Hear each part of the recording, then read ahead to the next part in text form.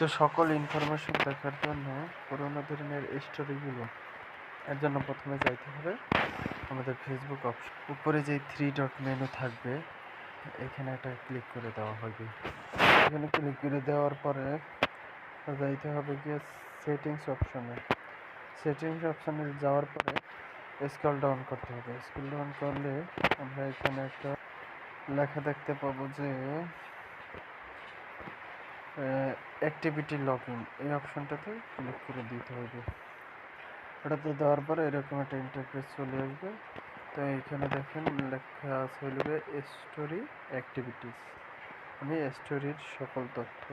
তো আমরা এখানে একটা ক্লিক করে দেব।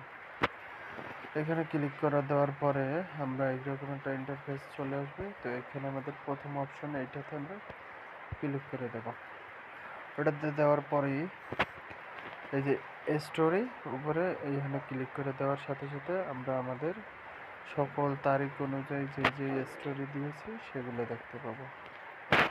এখান থেকে আপনার যেই ছবিটা প্রয়োজন সেই ছবিটা আপনি ক্লিক করে নেবেন। ধরেন আমি 8ই ফেব্রুয়ারি এই ছবিটা দিয়েছি, এই ছবিটা আমি নেব।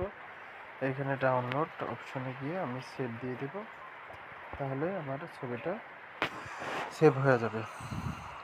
তো এইভাবে করে আমাদের পুরোনো দিনের সকল স্টোরিগুলো দেখতে পারি এবং ডাউনলোড করতে পারবো ইচ্ছা মতো।